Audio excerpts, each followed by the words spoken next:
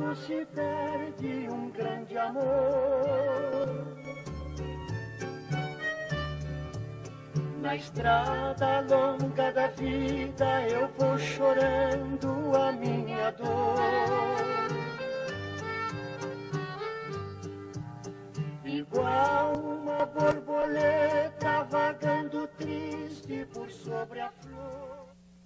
Verdadeiramente o Espírito Santo, desde o período das capitanias hereditárias, foi uma capitania que ela ficou limitada à faixa de terras determinada pela coroa portuguesa.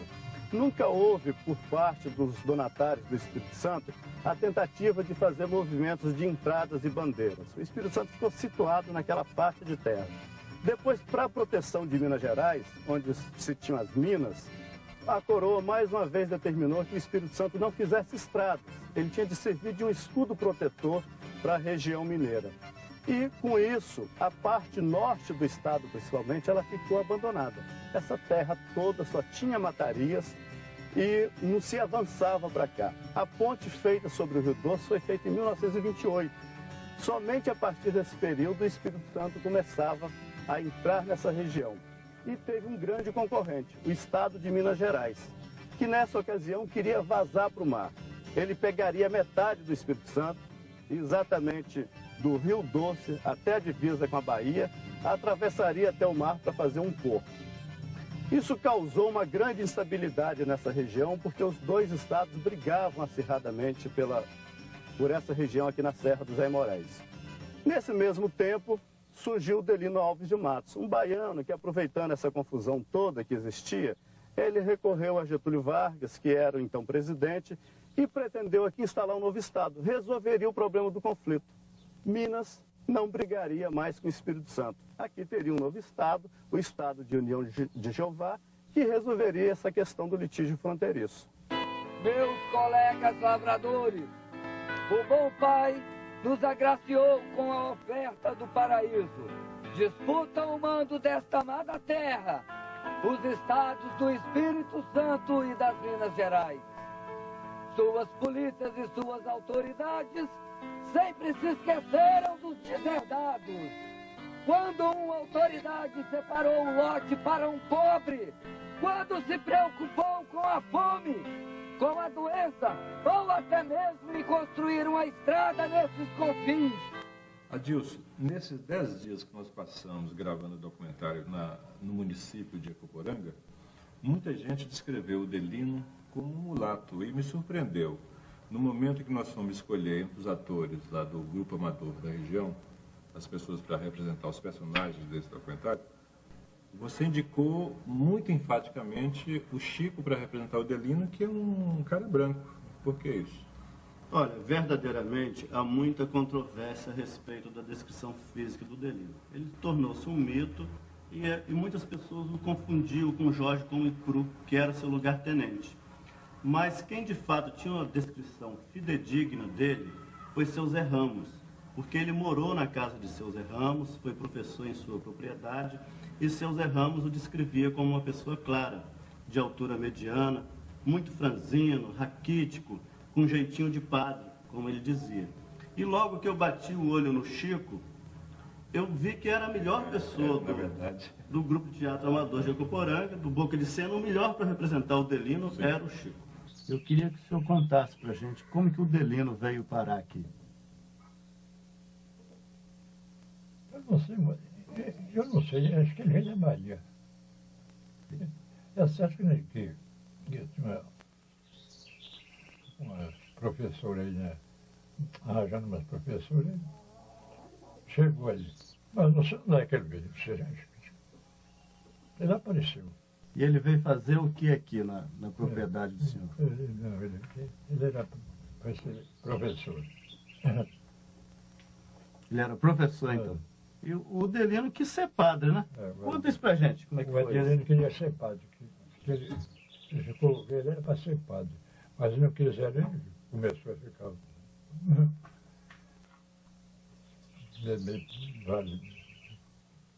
variado. Ele foi bom professor? Foi bom professor. Começou muito bem. Tinha muito aluno, seu Zé? Tinha pouco.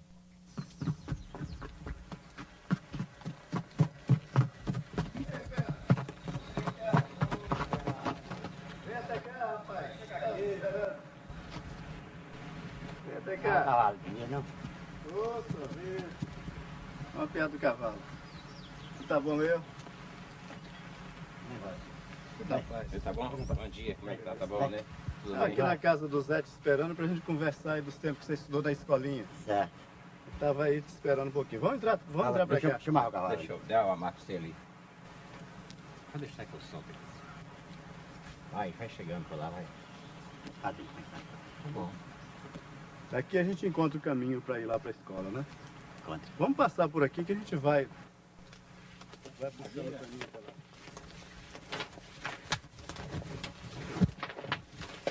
Ah, aqui chegamos, não. Tem steak. Aqui tem um steak que era da... Feita, tá, os cacos da depois, foi feita uma base ainda de cimento depois, né? Tinha base de cimento, que aí fazia o assoalho, né? Isso, então. E esse é o esteio. Diz seu Zé que a casa desaprumou, a escola desaprumou, porque o carpinteiro que ligou os esteios com as travas não fez direito. Aí ele foi entortando depois. O Delino foi embora, foi entortando. E aí até que caiu, né? Teve de cair, não teve jeito.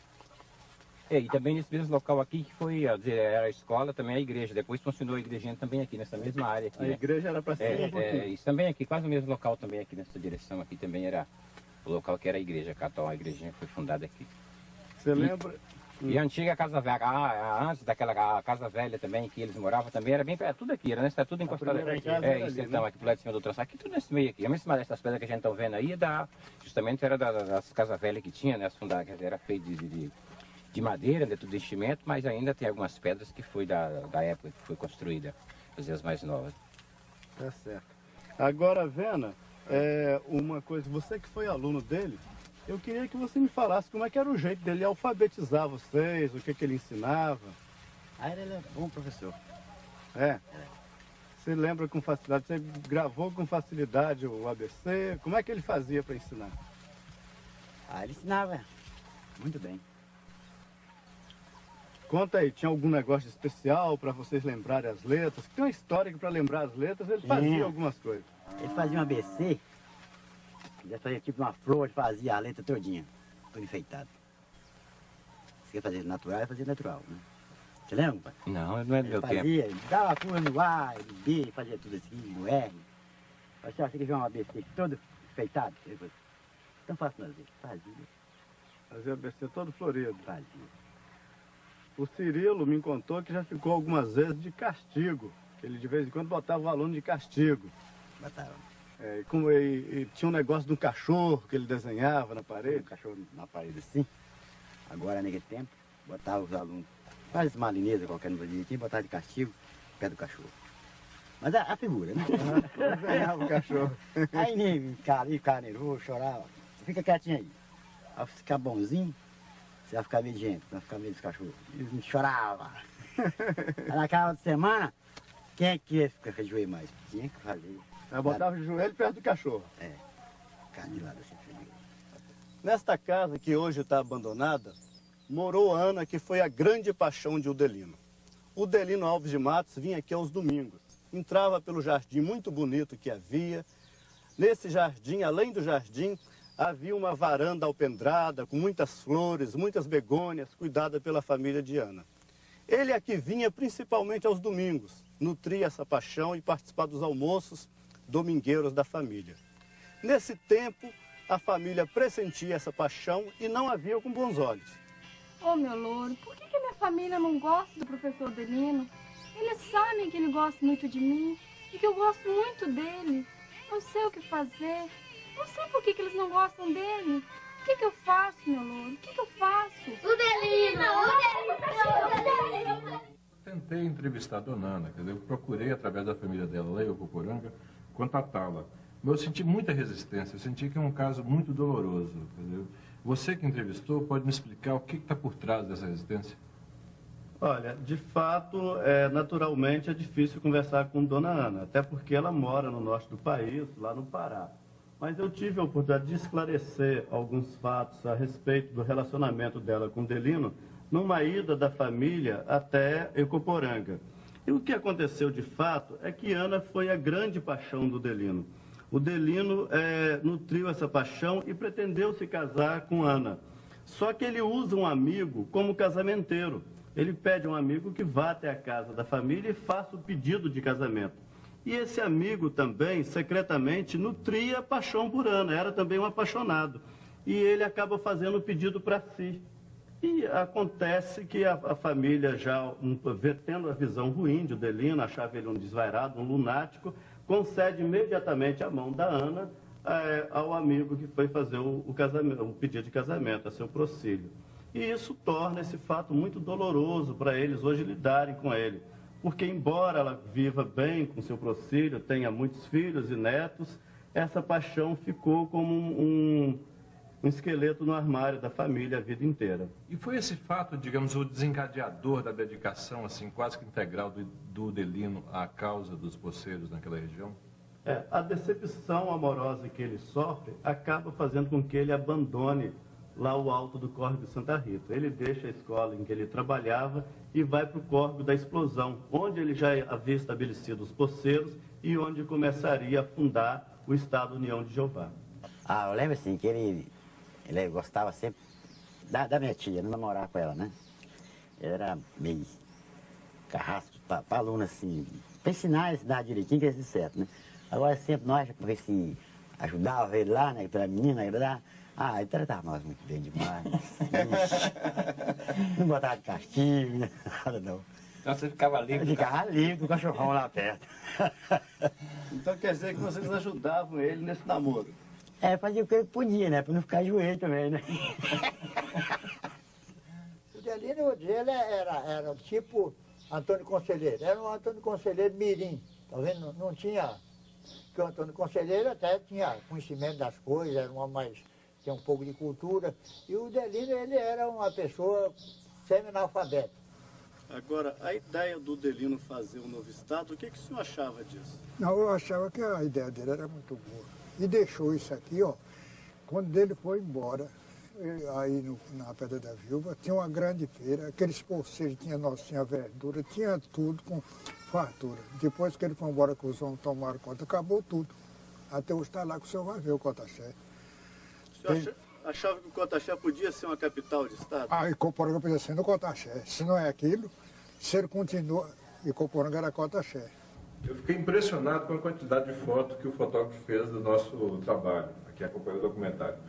Que é uma espécie até de compensação, porque nós não encontramos foto nenhuma daquela época, né? Infelizmente não havia fotógrafo naquele período na região. Sim, por isso que não tinha... Nós não encontramos foto de maneira nenhuma, são raras as fotografias. Agora, desse pessoal aqui, que eu estou vendo algumas fotos do período anterior da sua pesquisa, que nós não conseguimos reencontrar, quem mais te impressionou, Adilson? Olha, de fato, quem me impressionou muito foi o tropeiro, Jovelino Cordeiro da Silva, que aqui está ao lado de sua esposa, a Dona Maria. Certa vez eu trouxe o fotógrafo Tadeu Bianconi até aqui para fazer um registro de Jovelino. Infelizmente, recentemente nós tivemos a perda desse senhor, que era a verdadeira enciclopédia para a história do contestado. Jovelino residia nessa pequena casa que ainda preservava o chão batido. Ele achava que uma casa de chão batido tinha grande vantagem de quando você deixa cair uma louça, ela não se quebra. E já a casa ao lado, que é uma casa mais moderna, ele achava que ela apresentava o problema de quando deixa uma louça cair e se partir. Essa era uma das histórias do Jovelino, porque uma das coisas que ele melhor sabia fazer era contar história. Eu tive essa lição de contador de história, de proseador com ele, de maneira que eu jamais vou esquecer.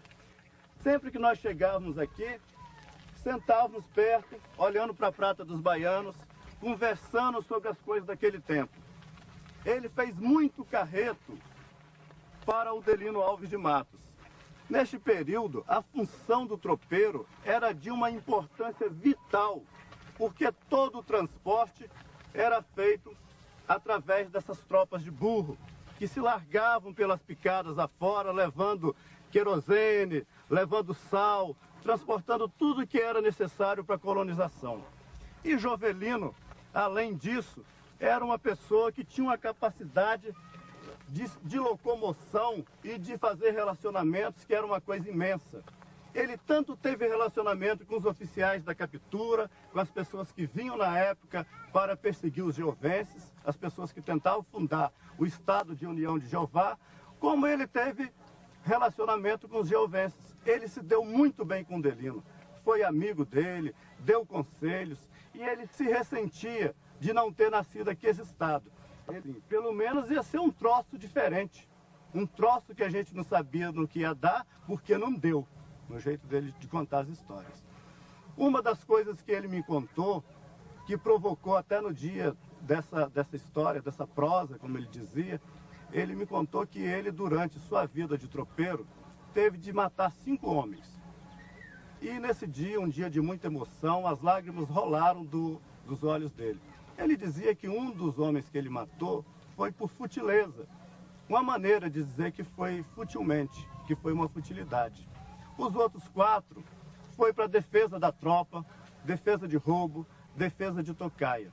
Mas esse homem que ele teria assassinado por futileza foi numa conversa de bar, em que eles tinham bebido muito e o parceiro arrancou de uma faca para desfechar nele.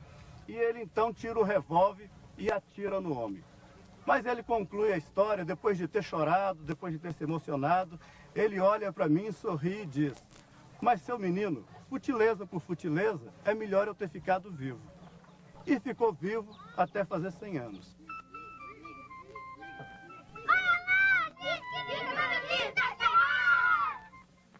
Boa tarde! Boa tarde! Boa tarde! Fala, meu povo! E aí, meu povo? Boa tarde, Kiko. Alguma novidade para essa freguesia? Infelizmente, nós não temos nenhuma carta para esta freguesia. Mas eu trago boas notícias. Tenho em meu poder um artigo publicado no Jornal do Rio de Janeiro, do dia 5 de junho de 1952. Diz assim um artigo: perseguidos agricultores e pequenos proprietários, vítimas de guerreiros, apelo ao presidente Vargas. Encontra-se nessa capital, hospedado no albergue da Boa Vontade, o senhor Udelino Alves de Mato, que veio ao Rio especialmente para entregar ao presidente da República um memorial contendo 886 assinaturas de lavradores radicados na zona contestada entre o estado de Minas Gerais e Espírito Santo. A nossa última esperança, disse o senhor Udelino, repousa agora no senhor Getúlio Vargas. Tenho fé de que ele não nos faltará com seu auxílio e o poder da sua autoridade em defesa dos nossos direitos de trabalhadores. Está aqui, meus amigos, é o jornal da capital que chegou para mim.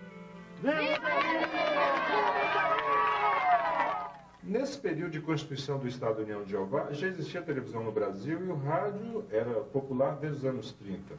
Como é que chegavam notícias lá naquela região, Adilson? Olha, com certeza não havia rádio, porque do que eu consegui apurar, quem leva o primeiro aparelho de rádio para a região é o Delino, após uma viagem que ele faz ao Rio em 1952. Então, naquele período todo anterior e ainda durante a fundação do Estado da União de Jeová, o carteiro é que dava as notícias. E o carteiro é uma pessoa que fazia trabalho voluntário, ele andava de casa em casa levando as notícias e pedindo abrigo e trocando as informações que ele levava por comida. E o carteiro aqui caracterizado do... Pois é, essa caracterização dele aqui, andando com guarda-chuva, com panelinha, por que isso? O Beto está bem caracterizado aqui, que é o ator que faz o nosso carteiro Quincas Canudinho. Era verdadeiramente assim, ele carregava as panelinhas que ele fazia a comida dele, com guarda-chuva para se proteger do sol, sempre descalço, e era muito bem recebido pela população porque ela precisava muito desse papel dele de andarilho voluntário que levava notícias. O Quincas, ele levava a documentação oficial que o Delino escrevia. Ele também noticiava as viagens do Delino, que havia de recorte de jornal, de notícia nova. Ele levava todos os povoados.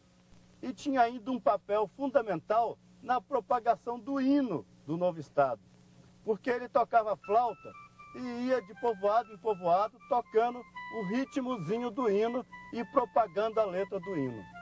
Portanto, não foi à toa que, ao fazer seu governo provisório, o Delino iria nomear Quincas Canudinho, o carteiro, como seu homem da comunicação. Com a bênção de Santa Cruz, nossa mãe padroeira, vou proceder à nomeação do meu governo.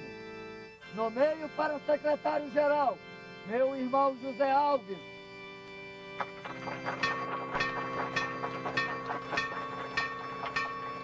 Nomeio para fiscal de matas nosso amigo Benedito Furtado, que vai cuidar da reforma agrária.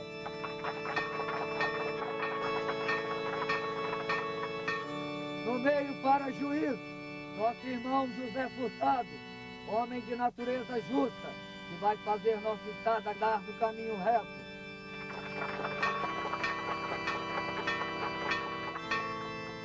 Nomeio para subdelegado nosso amigo Silvino de Tal. Eu lembro quando ele entrou nessas matas aí, em 52. O senhor era proprietário na época? Era proprietário. Eu vim para aqui, comprei essa terra que confrontava quando eles invadiram. Eu comprei em 50. Em 52 eles entraram aí na mata. E ele chegou a entrar na propriedade do senhor? Começou só a entrar. Mas então eu fui lá com uns amigos, sabe? E juntei uns homens lá para amedrontar ele, né? Porque mas ninguém foi armado, não. Só eu levei uma espingarda, meus companheiros, ninguém levou arma nenhuma. Falei, nós não vamos para brigar, não. Vamos lá. Meu sogro foi também, minha esposa, que ela está até. Então os vizinhos, se confrontando tudo, falou, não, vamos lá. Mas... Aí nós começamos a derrubar o Adelino. Vamos fazer o seguinte, aqui quem fizer mais é dono. Aí começamos a bater o machado e pá, daqui para lá. Daí meu sogro chamou ele, meu velho crente, ô, Adelino, coisa, deixa isso para lá, meu filho, você é um homem novo, deixa o pobre do rapaz, ele tem muito filho, você não pode tirar a terra dele não. Você tem muita gente para aí, ó, que tem essa terra grande, esse povo, você vai invadir para lá, meu filho, deixa o pobre do rapaz aí, tem dó de meu genro. Aí ele obedeceu, né? Aí eu ainda fui até cá mais para frente, mostraram um lugar lá, né? Eu ainda pensei, eu sou muito doido, você me chama sozinho aqui, se eu me meter o pau e me matar na estrada. Eu fui sozinho com ele. E ele chegou a marcar a propriedade do senhor? Marcou, ele marcou lá, estava derrubando, já tinha feito um barraco. Dizem que o jeito que ele costumava marcar também era botar uma cruz, né? Isso chegou a ser feito na sua propriedade? Fez. Isso lá eu vi, eu tinha um chão, começo só estar no Lumiano, ele fez com 3, 4 estaquinhas assim, botou as varas assim e uma cruz assim. O senhor, uma época, escreveu uma carta para o Delino. O senhor estava com um problema, e o que ele respondeu nessa carta para ajudar o senhor? Não, ele me respondeu que eu tivesse calma, que o negócio não ia adiante. Não, de fato não foi, acabou. E ele prometeu aparecer lá com quantas pessoas? 120. Que problema que foi? Não, porque teve um pessoal de lá de Vila Pereira, me invadiu uma propriedade lá no Volta Grande, uma propriedade pequena, uns 50 alqueires. E me falaram que tinha sido o pessoal que ele mandou. E não foi. Você vê o que é? Fizeram um enrolo. Aí ele falou assim, eu vou parar com 121 e vou, se tem condições, pode deixar o negócio comigo. Depois nós encontramos aquela conversa, a gente lá da Vila Pereira de Minas Gerais. Eu não comando aquele lado de lá, eu estou do lado de cá. Eu estou aqui do lado do Espírito Santo. Mas pertence Minas para lá onde está a esposa, não vou lá. Aí acabou o negócio. Ele mandou um rapaz lá na Volta Grande dele e falou com os moços, você se retira daqui que não vai dar certo. Isso aqui é de uma pessoa pobre, bom, empregado e precisa disso. Sai fora e sai pronto. Acabou. Agora ele queria fazer o novo estado, né? O tal estado da União de Jeová. O que o senhor sabe dessa história? Eu lembro na época, quando eles eram ali na casa de tábua, ao lado direito, quem desce, onde tem o curral da sede, ali que era o barracão deles. Eu sei que ali tinha de tudo ali dentro. Aqui neste ponto, o Delino Alves de Matos montou a sede de seu governo provisório. Era uma casa de tábua, um barracão de 11 metros por 8. Nesse barracão ficou todo mundo que fazia parte do seu staff. Foi hasteada a bandeira do Estado e eram feitas todas as reuniões. Com a destruição do barracão, o curioso é que mais tarde, o proprietário da fazenda que foi formado no local preservaria o nome.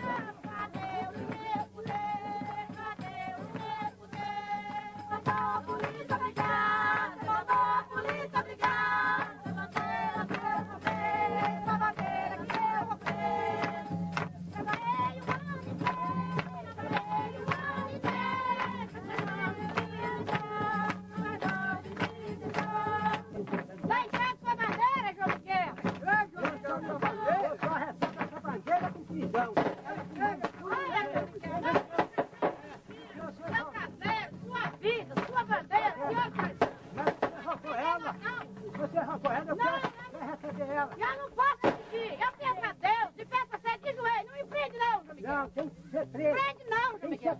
Nós somos muitos ladrões, você não tem cadeia pra prender nós, não. Tem preso já. Mas ele prende, eu fiquei presa. Mas deixa eu contar vocês porque eu roubei essa bandeira. Deixa eu contar. Por que você roubou? Roubei a bandeira por causa disso. Eu vinha viajando há muitos anos atrás. A cavalo, montado no jeguinho, cansado, com muito cacá, então eu vinha da Bahia. Porque eu sou baiana legítima, hein? Então vim.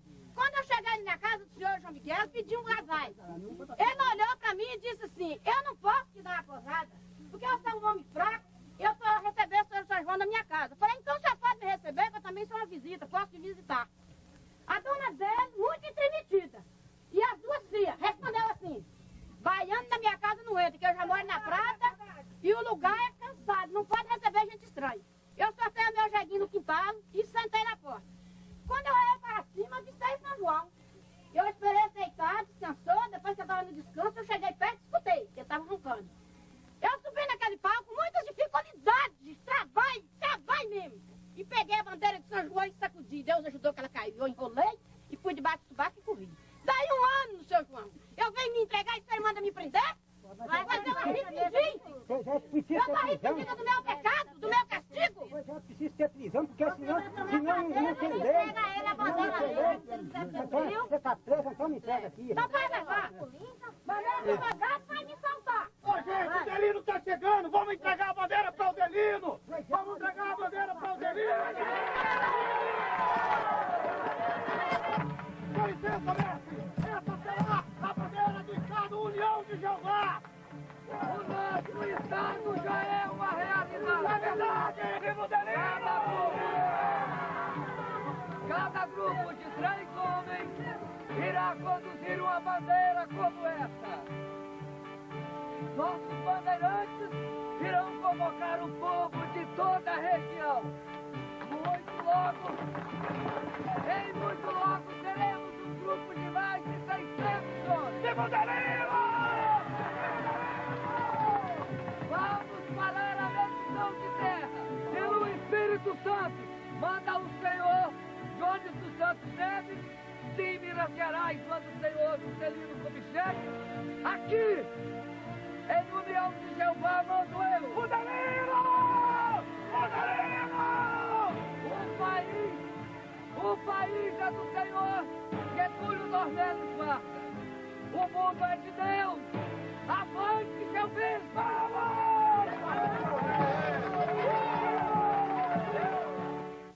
Esta encenação da brincadeira do roubo da bandeira, feita pelo pessoal da Prata dos Baianos, representa o espírito de fraternidade e congraçamento que imperava aqui nos tempos em que o Delino Alves de Matos quis fazer o Estado União de Jeová. Essa brincadeira hoje não existe mais praticamente em nenhuma povoação do contestado, do antigo contestado. Mas Prata dos Baianos, um povoado que foi colonizado por imensa maioria de baianos, 90% da população vinda para cá era de baianos, manteve essa tradição, faz essa brincadeira até hoje. Essa bandeira, uma bandeira verde com faixa branca, foi feita por Frei Inocêncio de Comiso. Essa bandeira representava as matarias, as florestas e a entrada do povo nessa região. A faixa branca indicava a colonização desse povo. Adilson, mostra aqui nesse mapa quais foram os povoados e municípios que o Delino fincou a bandeira do Estado União de Jeová, quer dizer, onde que ele teve a intenção e ocupou para criar o Estado União de Jeová. Bem, a região que foi ocupada para a formação desse novo Estado, ela fica a 300 quilômetros de Vitória. Caminha-se para o noroeste do Espírito Santo, lá na ponta do noroeste, onde hoje está o município de Ecoporanga, que foi epicentro do Estado União de Jeová, tendo aqui o Cotaxé, que seria a capital do Estado. E nós teríamos ainda os municípios de Mucurici, atual Mucurici, Montanha, Pinheiros, parte de Boa Esperança, de Nova Venécia. E entrou também um pouco no estado de Minas Gerais. Né? Evidentemente, em Minas Gerais, parte de Nanuque, de Carlos Chagas, de Teófilo Otoni. Então, toda essa região aqui na Serra dos Aimorés, que dava 10 mil quilômetros quadrados de território, ela é que seria o território do Estado União de Jeová. Aqui nessa revista tem uma representação. A gente pode ver aqui na revista, nessa parte achoreada aqui, está mais ou menos demarcada a área, né, onde o Delino constituiu brevemente o Estado União de Jeová, que era um estado de camponeses. Eu não cheguei a ver a bandeira não, mas já tinha notícia da bandeira. Nem quando falava da bandeira, que ele saía com aquela bandeira, assim, fazia um grupo de 10, 20, 30 pessoas e saía, né, pelas casas com aquela bandeira, sempre rezando e sempre fazendo, catequizando o povo para a religião dele, União de Jeová. E o estado que ele queria fundar aí tinha o nome de União de Jeová. O Delino é uma pessoa importante. Nós trabalhamos muito juntos, mas ele, no trabalho dos camponeses.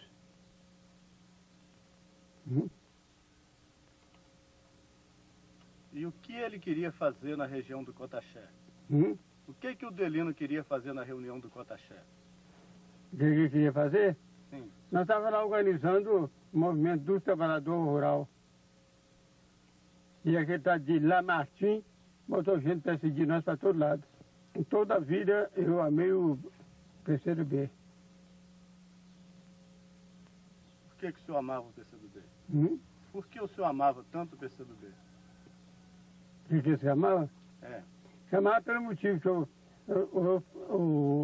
nós apoiávamos os povos pobres, os poceiros. Oh, que saudade que eu tenho da aurora de minha vida, de minha infância querida, que os anos não trazem mais. Que amor, que sonho, que flor, naquelas tardes tagueiras, as sombras das bananeiras debaixo da laranjada. O senhor tem muita saudade? Da minha vida? Tem, vai. Todo mundo tem, né? Todo mundo tem saudade como da vida. Seu Francisco Rosa foi uma pessoa de muita importância. Eu era professor, sabe? Era professor, uma pessoa importante naquele período em que Cotaxé foi muito habitado. Ele pertencia a uma célula do Partido Comunista do Brasil e queriam naquela região dar posse aos camponeses que não tinham títulos de terra. Numa primeira fase, eles tiveram um bom acerto com o Delino Alves de Matos, porque o Delino também tinha o mesmo objetivo deles naquela fase inicial, que era distribuir terras através de uma reforma agrária. Mais tarde, eles descobrem que o Delino tinha planos de fazer um novo estado e ser o governador.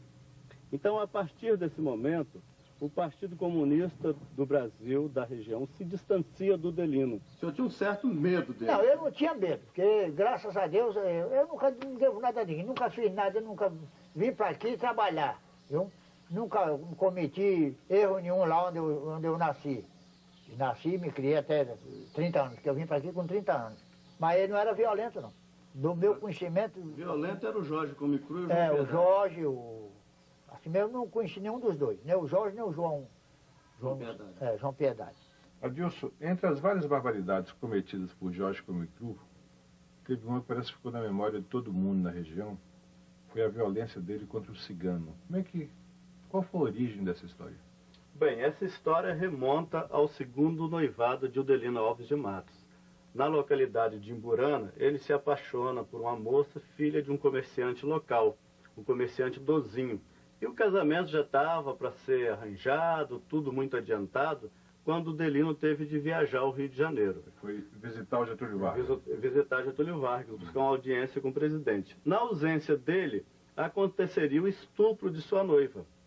E a noiva acusou um cigano de um bando que estava acampado nas proximidades de Imburana. O cigano Tobias Cambulim foi preso por Jorge Comicru e foi barbaramente espancado. Filha da puta! Filha da puta! Tu pensa que você tem pão? Afia do bolsinho! Filha da puta! Eu vou te enfiar essa merda no rabo! Fala, seu malfeitor! Vou te colocar em cima do formigueiro! Te lava pé! Pelado! Fala, seu filho da mãe!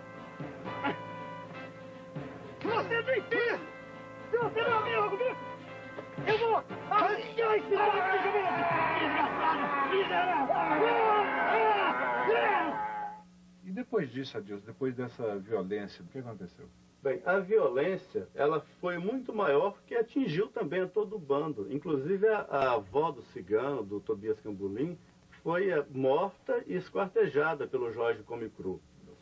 E mais tarde se descobre que não tinha sido o cigano o causador do estupro. Verdadeiramente tinha sido um dos homens do Delino, com quem a moça estava mantendo, a pretensa noiva mantinha um caso secreto. Então isso descoberto, quando foi descoberto já era tarde demais. O cigano, que foi surrado, espancado, todo o seu bando humilhado, fez uma terrível vingança contra o bando de Odelino. Ele se incorporou à polícia, ajudou a matar por envenenamento os cavalos do bando de Odelino e mais tarde esse cigano acabaria fazendo com que Odelino perdesse o mais precioso de seus homens.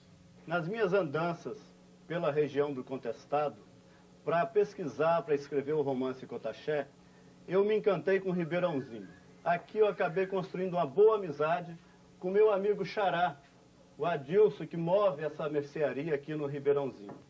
E eu acabei vindo aqui, trocando muitas ideias com o nosso compadre Duval e explicando a eles, Delcio, como é que as coisas aconteceram no Ribeirãozinho. Porque moradores novos do Ribeirãozinho, eles não sabiam a importância que esse lugar teve no estado União de Jeová.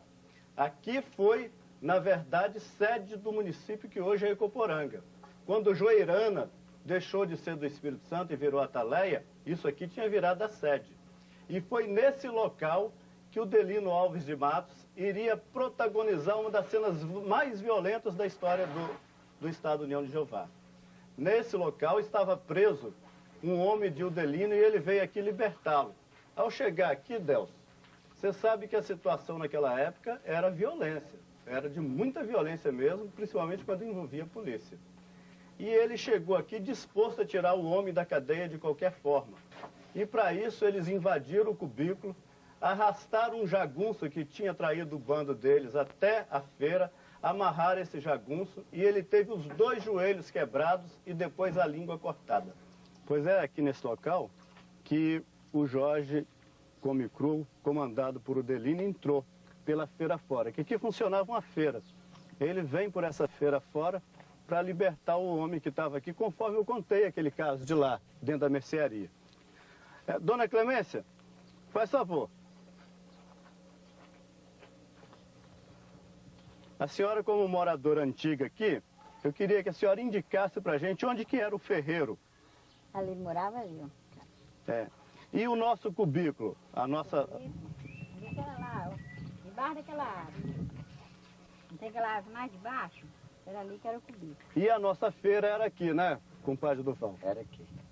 Agora tem uma feira. Pois é, neste local onde tinha feira, é que chega aqui Jorge Comecru com o Delino e os outros homens para resgatar um prisioneiro que estava ali. Então aquele fato todo que eu contei na mercearia, do homem que teve os joelhos quebrados, a língua arrancada, isso se passa aqui, né? O homem amarrado aqui se passa. Jorge Comecru foi quem executou toda essa ação. Ele era um descendente de índio Pojixá, um jagunço muito temido, ele era o braço direito do Delino. E era uma pessoa violenta mesmo, mas ele tinha uma criação dessa tribo indígena, essa nação indígena, os Pojixás, que ensinavam que você tinha de arrancar a língua do preso e comer ele vivo. Comia a pessoa viva. Então eles deslocavam o queixo da pessoa, para ele não poder gritar, arrancavam a língua e aí começavam a comer a pessoa viva. Ia descarnando e comendo. Quando a pessoa morria de hemorragia, eles então cortavam em pedaços e espalhavam na trilha de mata para espantar outras pessoas, outros colonos. Porque era mata, né? Era mata pura. E os Pojixás foram os últimos índios a serem catequizados pelo Frei Inocêncio de Comiso. O Frei Inocêncio de Comiso teve muita dificuldade para levar os Pojixás lá para a missão de Nanuque, onde tinham os índios Naque-Nanuques. Foi uma dificuldade muito grande e ele aqui ficaria ainda, o Jorge Comecru.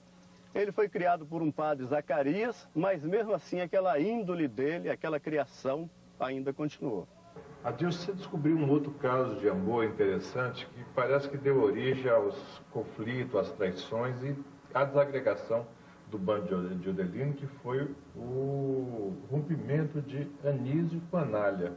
Como é que foi essa história? Bem, quando esse caso ele aflorou no retorno de Udelino do Rio de Janeiro, em 52. Além de trazer o rádio, né, o primeiro aparelho de rádio lá para aquela região, e outros agrados para as pessoas que lhe eram amigas, ele levou de presente para o Anísio um violão. O Anísio era marido de Anália. Anália era a mulher que cuidava da casa de tábua, que fazia comida, que lavava roupa. E no dia em que ele dá de presente o violão para o Anísio, né, o Anísio iria estreá-lo tocando a música Nervos de Aço, do Lupicínio Rodrigues. Que era muito famosa naquela época. É, uma música conhecida e tal. E quando as pessoas ouvem a música, todo mundo que está na cena pressente que o Anísio já conheceria o caso de traição que ele vinha sofrendo da esposa com o Jorge Comicru. Você sabe que é ter um amor que loucura por uma mulher e depois de encontrar esse amor nos braços de um tipo qualquer. Você sabe que é ter um amor e por ele quase morrer e depois encontrarem os braços o mesmo pedaço. O meu pode ser. Tem pessoas de nervo de aço, sem sangue na veia e sem coração. Eu não sei se passando o que eu passo, talvez não me venha qualquer reação. Então, logo depois, o Anísio iria embora. Ele rompe com a Anália, abandona a Anália, vai embora, ela fica com o Jorge Comicru. Chega a espancar a Anália. Ele espanca a Anália, dá-lhe uma grande surra antes de partir, e mais adiante ele é capturado pela polícia militar e é transformado em informante da polícia. E ele, como ele tinha informações preciosas sobre o bando, sobre a localização da casa de tábua, ele acaba contribuindo muito para o esfacelamento do sonho do Estado União de Jeová. E o Jorge Comicru, que trabalha, foi ferido aqui. É, ele foi ferido aqui, ó, nesse lugar aqui. Até, se não me engano, dizem que quebrou, atingiu a espinha da salda e ele ficou andando de cadeira. O senhor chegou a conhecer o Jorge Comicru? Conheci aí. Lá eu conheci ele. E ele era uma pessoa de bom entendimento? Não, acho que eu conheci ele poucas vezes, né? Eu sei que ele era um moreno, mas ele não se igual esse moço aí, mas ele é mais moreno que esse rapaz que está com a sombrinha aí. Agora diz que ele era muito bravo. Ele era tipo de um índio. Tipo, se eu olhava ele parece um índio. Né? Parece um índio. Eu não sei se tem até parente dele aí, não sei, mas que ele era. Mas para mim era boa pessoa, que nem o dele, nem ele nunca me ofendeu nada, sabe? Cotaxé foi o epicentro de toda a violência ocorrida na formação do Estado União de Jeová. Nesta localidade ficou instalado o cubículo que receberia a maioria dos prisioneiros feitos nessa época.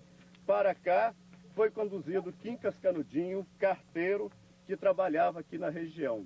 Para cá também foi conduzido Anísio. E nesta prisão, muitas pessoas seriam barbarizadas. A polícia fez mais barbaridade aí do que os próprios poceiros.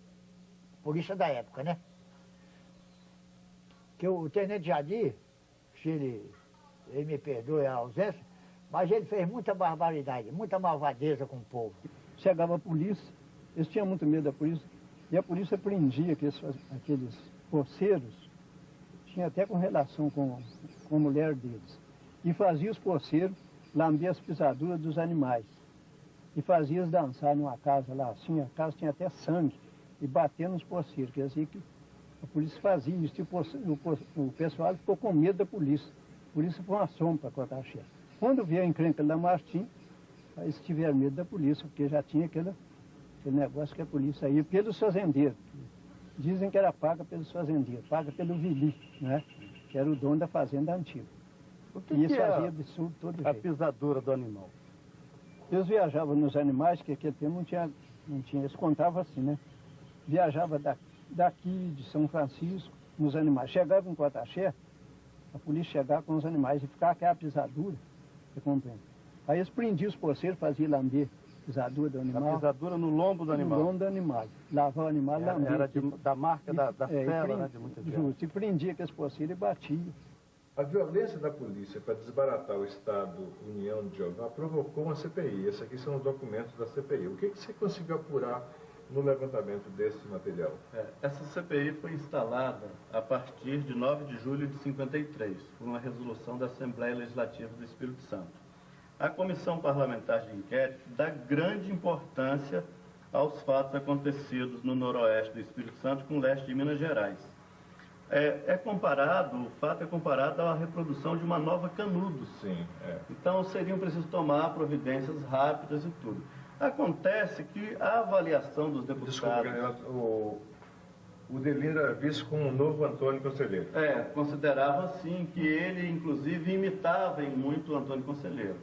Era um líder religioso, messiânico. Você conseguiu ter alguma informação se ele sabia da existência do Antônio Conselheiro, se ele de fato se inspirava no Antônio Conselheiro? É provável que soubesse. É provável que ele era baiano e os ventos de Canudos ainda sopravam por aquele tempo ainda. Mas ele tinha propósito diferente do Antônio Conselheiro. Ele sabia bem o que ele queria. Queria fundar um Estado, né? E essa tentativa sofre essa comparação de uma nova Canudos e a brutalidade policial para reprimir essa tentativa do Delino é de fato uma coisa que comove o Espírito Santo depois que se sabe o que aconteceu. Foi uma coisa realmente horrorosa. A comissão apurou toda essa violência e voltou para a Vitória estarrecida. E como é que é a história do trio de horrores que o coronel Djalma... O coronel Djalma, ele comandou mesmo a ferro e fogo o desbaratamento do Estado União de Jeová. Canudinho, filha da puta! Parceiro vagabundo! Para, Canudinho, seu latino! Safado! Mercenário! Para, Canudinho, de joelho! De joelho, Canudinho! Filha da puta! Parece, Canudinho, que o senhor está com medo. E é para ter medo mesmo? Porque hoje alguém irá surrá-lo! E o senhor nunca se esqueça disso! Porque o senhor vai apanhar muito! E o senhor irá dizer: o coronel pediu que o senhor não machucasse minhas mãos, não machucasse minha boca e não machucasse meus ouvidos. E o que o senhor irá dizer antes de apanhar? O coronel? Chega, filha da puta! Você? O que é pro senhor? Fala! Não me machucar! Fala! Aqui as mãos! Mas o quê? Machucar o meu ouvido! Muito bem, muito bem!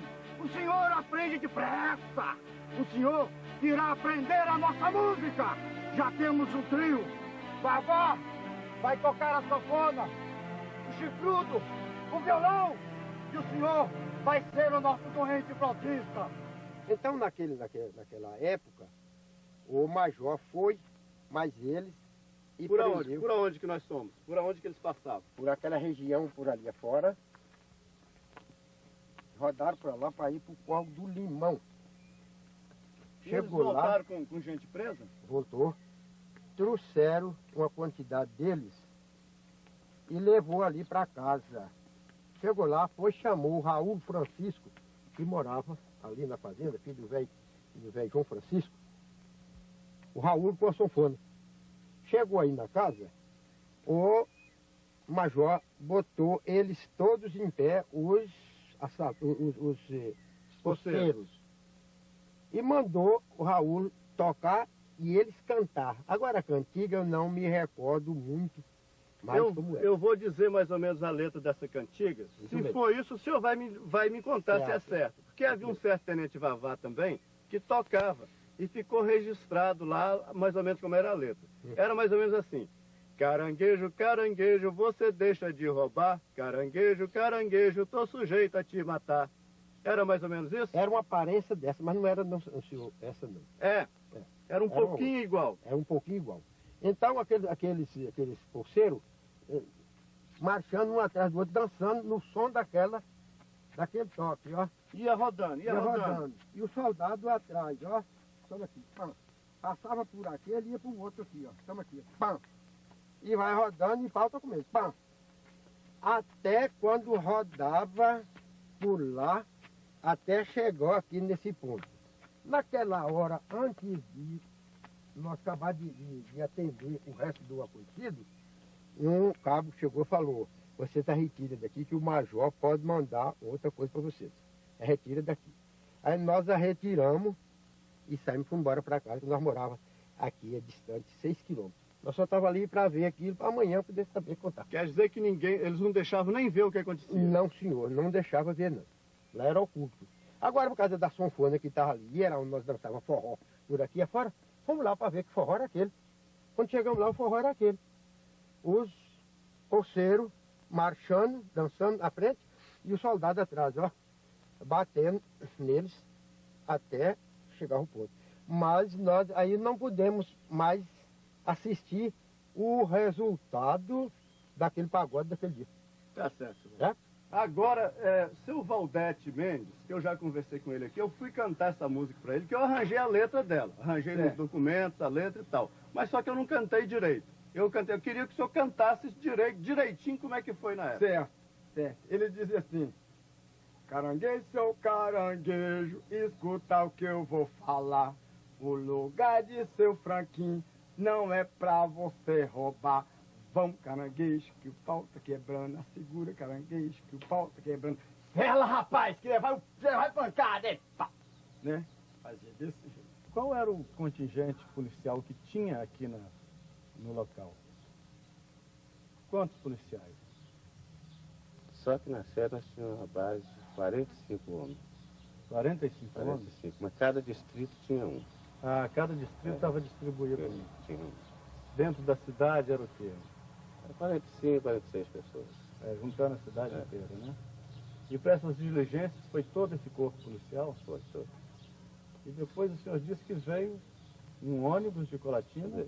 Veio 4 militares. Qual era o armamento dos poceiros? Poceiro era espingarda, crabinote caseiro feito em casa. Ah, fazia em casa? Fazia em casa, crabinote. Como é que era a carga do crabinote? A crabinote era a carga de 20 centímetros. E botava o que ali para chumbar? Ali eles punham chumbo, punham esferas, bola de estanho. Colocava tudo dentro daquele trem ali, tudo dentro daquele cano. Além da espingarda e do clavinote, o que mais? Carabina. Até fuzil da polícia nós encontramos lá. Foi preso lá. E como eles conseguiram esses fuzis? Aí que a gente não sabe até hoje. Até era bom o senhor explicar, que a gente fala sempre as capturas, o senhor contar como é que as capturas funcionavam. A captura tinha diversos comandos. Tinha uma com Zé Escardo, tinha uma outra com o Tenente Orlando, e essa trabalhava por sul. Uma com Jadir Rezende? E a outra com o Tenente Jadir. Inclusive foi delegado aqui, foi na época dos Poceiros, ele estava aqui. As capturas não usavam o policiamento local, não. Vinha todo mundo de Vitória. Não, tudo de fora. Tá. Não trabalhava com o local, não. Eles chegavam, faziam o serviço deles e iam embora. Às vezes o destacamento nem ficava sabendo o que aconteceu para onde eles passavam. Depois vinha notícia, né? Lá mesmo eles desarmavam, chegavam na delegacia, iam embora com os armamentos, tudo, nem prestava conta daquilo, né? Denuncie esses traidores que conspiram contra a gente. Vamos arrancar suas línguas de víboras e vamos pregá-las nas portas de suas casas.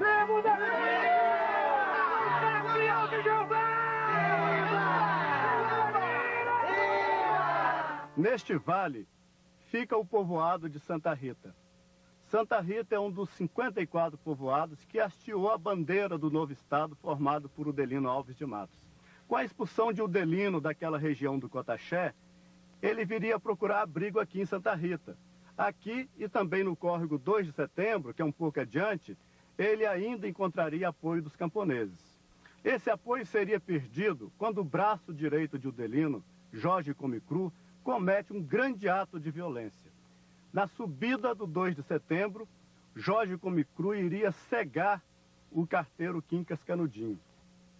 Quando Jorge Comicru descobre que toda a história da filha de Dozinho era mentira, ele então se vinga de uma maneira muito cruel. Ele vai até a localidade de Patrimônio do Ronco, que fica nessa direção de Imburana, e lá ele mata o rapaz que foi o verdadeiro causador do estupro. Em seguida, ele vem para a vila de Imburana, entra na cidade, entra na vilazinha, e nessa esquina, onde Dozinho tinha comércio, ele apeia do cavalo, atira em tudo que havia dentro da venda. Ao fazer isso, ele convoca a filha de Dozinho para sair e ficar nua, tirar a roupa. Ele ordena que a moça tire toda a roupa e que siga seu cavalo na direção da saída de Imburana. Mais adiante, logo após ele deixar a moça abandonada no chão, o cigano, que havia sido surrado por ele, tinha montado uma tucaia. O cigano atira em Jorge Comecru e o mata. Aí começa o desmonte do grupo de homens fortes de Udelino. Era praticamente o fim do Estado União de Jeová. E que destino que teve a CPI? Bem, a CPI apurou que houve mesmo muita violência policial. Só que é o seguinte, a conclusão acaba inocentando o governo do Estado. 3 deputados dos 5 que compunham a CPI acabam dando um voto em separado. São os deputados Oswaldo Zanella, Benjamin Barros e Aníbal Soares. Eles dão um voto em separado que diz que seria impossível você inocentar o governo do Estado. Bem, com esse voto em separado deles e tudo, a CPI foi para o arquivo, carregou esses documentos, que lá haviam documentos assinados de punho do Udelino, e acabou, como tantas outras CPIs do país, caiu no esquecimento. O governo de Minas Gerais teve alguma participação nessa história? Não, o governo de Minas Gerais, por sua vez, não realizou nenhum tipo de apuração dos fatos depois disso. Ficou uma parte do território dele e se contentou com isso. Seu Francisco Rosa, na última grande investida contra o Udelino, lá naquela região, quando o Udelino já estava com muita pouca gente, pouquíssima gente do lado dele, ele atravessou a mata e foi lá avisar o Udelino que a polícia tinha chegado para um ataque final contra ele, que era para matá-lo. Então ele que dá a notícia ao Udelino do suicídio de Getúlio Vargas e pede para o Udelino ir embora da região, que ele não poderia com o poder de fogo que estava vindo.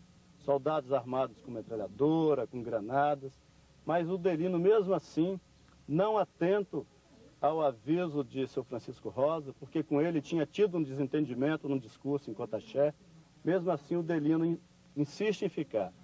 Fica e nesse último ataque, todos os homens de Udelino são dizimados. É quando ele foge pela mata fora, com João Piedade ferido, e ninguém tem mais notícias dele.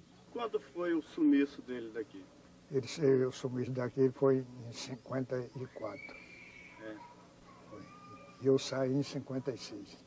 E a época, o tiroteio final que houve foi onde? Foi na casa de Itaba, cercaram, mas cercaram, não, era mata pura, não tinha, era carreiro dentro da mata. Mas o soldado não sabia como é que cercava lá. Cercaram ele e deixaram um beco. Na hora que o seu tiroteiro, ele saiu pelo beco, com a turma toda, eles não pegaram ninguém e foram embora.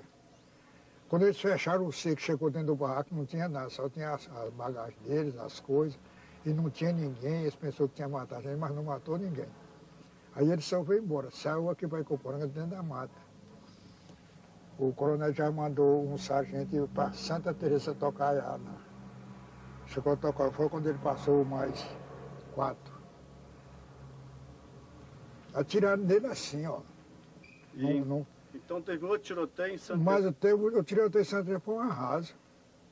Mas se eu pode acreditar, não sei que aquele homem tinha com ele, que não pegava uma bala. Ele saiu, fez um zigue-zague no meio daquele povo, e descambou assim, caiu dentro daquele brejo, desapareceu, pronto. E até hoje, daí para cá não teve mais notícia de Adelino. A pessoa que vem aqui, que conheceram informar de mim, até hoje, meu irmão, não sei.